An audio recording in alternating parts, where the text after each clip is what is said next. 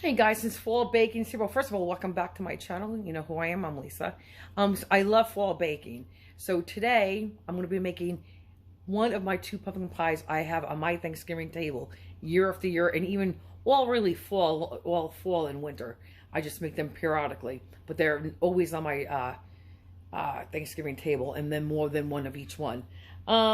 So today it's just gonna be my recipe that that I can likes better, and the other one is my grandmother's recipe. So today's just the one without the molasses. All right, so for the pumpkin pie, I have a couple different pumpkin pies, but there's two I make, and that's always on my Thanksgiving table. I always make this recipe, and I make my grandmother's recipe with molasses. If I had the molasses, I would be doing my grandmother's first, but I do not. And this is Ken's favorite one. So anyway, and it's simple, guys. It's one bowl. Now, today football's on, and I'm behind the 8 ball, and my son and his wife are coming home from Costa Rica. They went to the rainforest. So I am, and there's no shame in using this pie crust. You need a deep dish. I got two just because I'm not sure if the filling is going to overfill or you know, overspill. It should not. But the point is, I mean, I would not do this for my Thanksgiving table, but it's okay in a pinch. So anyway, you need one deep dish, again, deep dish, pie crust, 2 eggs that you're going to lightly beat in, 1 can of pumpkin, 1 can of carnation, 1 bowl. And this is when I say carnation, it is evaporated milk, and it is the 12-ounce can, and that's the puppy. If you want to see real quick, I'm sorry. My brother's dog's on the left, that's Hog, and my dog Ruffles is on the right. They have matching pajamas, but my son's dog likes to chew through them. So anyway, to get back to the recipe, we will also be doing, I think I said 3/4 cup sugar. We're going to be doing a 1/2 teaspoon of the salt. We will be doing 1 teaspoon of the cinnamon, okay? And I believe it's going to be a 1/2 teaspoon of ginger and 1/4 teaspoon of cloves. You're going to dump it all in your bowl, mix it really quickly, and throw it in a prepared pie crust, and then bake it in the oven for 15 minutes. And then you're going to lower the temperature to 350, and you're going to bake it for 45 minutes. And when I say 45 minutes, that's loosely. It could be 40 minutes. It could be 50 minutes. You have to check your oven. Okay. Here we go. I'm going to dump. Actually, I forgot to shake this. So you're supposed to shake this really well. That's okay. Okay, so 1 can of evaporated milk. And again, that is your 12-ounce can. And some cans are a little bit over, that's fine. I'm going to use a whole can of Libby's pumpkin pie. And this is not pumpkin pie filling, guys.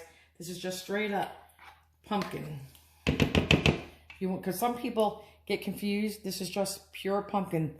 This is not pie. Pumpkin pie will say pie on the can.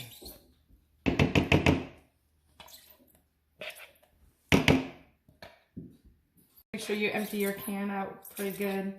Okay. Next, we're going to add the 2 eggs slightly beaten.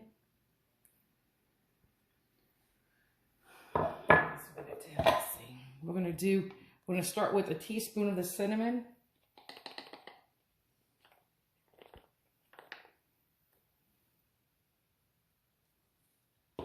We're going to do a 1/4 teaspoon, excuse me, of the ground cloves. Be careful with your cloves. This is very strong. You don't want to numb your mouth.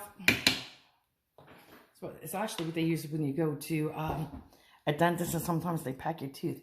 We're going to be using a 1/2 teaspoon of ginger. Just trying to level it off because this is something else that's strong too. Just want to level it. Okay, there you go. That should definitely be level. We're going to use a 1/2 teaspoon of salt. I'm going to not fill it up exactly to 1 because this is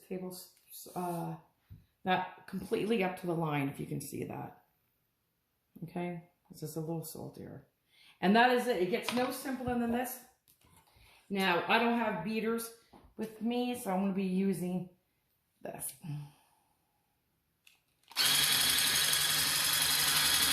Just like this. Just blend it all together.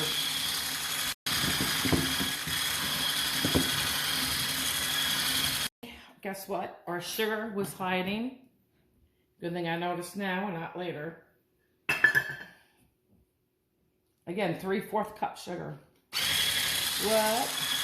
Okay, I have a big mess to clean. Here you just dump everything into one bowl. And it gets no simpler than this. Okay, now we're just going to get it into our pie shell. I don't know how deep this is going to go. I usually use a 9-inch. This, when you buy yours, look for a 9-inch deep dish. 9-inch. I don't know if this is going to hold it all. It should. Okay. We'll do it. Okay. Just like that. I'm going to put it on a cookie sheet. 425 for 15 minutes and then 350 for 45 minutes. But I will check it after about 40.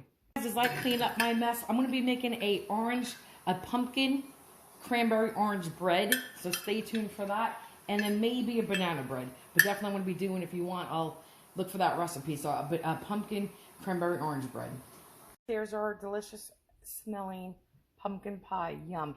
And I already have Cool Whip in the refrigerator. Or you can make your homemade heavy cream with a heavy cream with a little powdered sugar and a little vanilla to taste. There you go. Guys, and here is our delicious smelling, and I know how delicious it tastes, our pumpkin pie. And it did not crack. Here we go. There's that pumpkin pie with some Cool Whip waiting in the wings. Yes. Hey everybody, I'm here to try out the pumpkin pie, which I get same pumpkin pie recipe every year, and it's my favorite. I'm 60 years old now, and this is the best pumpkin pie I've ever ate.